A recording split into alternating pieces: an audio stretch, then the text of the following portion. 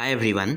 आज हम लोग बात करेंगे डिजिटल सर्किट और एनालॉग सर्किट के डिफरेंस के बारे में, है ना। तो पहला पॉइंट देखते हैं कि डिजिटल सर्किट जो है वो डिजिटल सिग्नल पर ऑपरेट करता है, यानी कि जो डिजिटल सिग्नल्स होता है वो हमेशा चेंज तो करता है लेकिन उसका वैल्यू हमेशा डिस्टिंक्ट होता है, यानी कि सिर्फ दो ही वैल्यूज़ में वो चेंज होते रहता है, पहले तो 0 फिर 1, है ना। लेकिन एनालॉग सर्किट के मामले में थोड़ा सा अलग है क्योंकि ये भी वेरिएबल सिग्नल पर ही ऑपरेट करता है, लेकिन इसका जो वैल्यू है वो कॉन्टिन्यूसली चेंज होता रहता है। जैसे कि इसका क्या था, 0 और 1 में चेंज होता है, लेकिन इसका नहीं है, इसका कॉन्टिन्यूसली चेंज होता रहता है। तो इस टाइप के सिग्नल को हम लोग क्या बोलते हैं, एनालॉग सिग्नल्स बोलते हैं। यानी कि एनालॉग सर्किट एनालॉग सिग्नल्स पर काम करते हैं और डिजिटल सर्किट्स डिजिटल सिग्नल पर ऑपरेट करते हैं या काम करते हैं, राइट।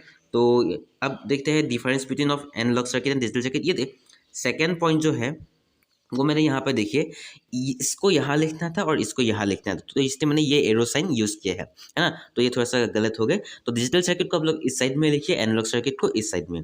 देखिए डिजिटल सर्किट को बनाने के लिए रिलेटिवली इजी होता है क्योंकि इसका जो मटेरियल्स है, टूल्स है, वो बहुत ही इजीली अवेलेबल हो जाते हैं। लेकिन एनालॉग सर्किट्स का जो कॉम्पोनेंट्स है, उसका जो एफिशिएंसी है, प्रिसाइजन है, उसे बनाने के लिए बहुत टाइम लगता है, ठीक है ना। तो अब तीसरा पॉइंट की ओर देखते हैं।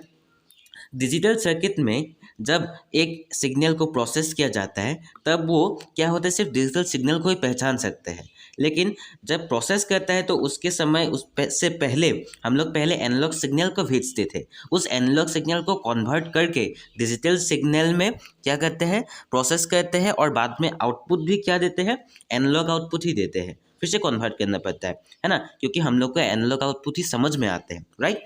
अब ये देखिए, लेकिन इसमें एनालॉग सर्किट में ऐसा नहीं होता है। जो इनपुट सिग्नल है वो भी एनालॉग सिग्नल ही है, जब प्रोसेस करता है, जो लॉजिकल ऑपरेशंस करता है, वो भी क्या है, वो भी एनालॉग सिग्नल से होता है, और जो आउटपुट होता है वो भी एनालॉग आउटपुट होता है, राइट। अब फोर्थ पॉइंट देखते हैं।